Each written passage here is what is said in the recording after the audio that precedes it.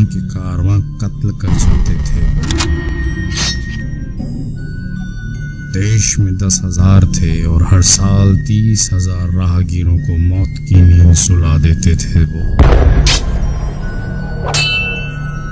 काली पे अखंड भक्ति थी उनकी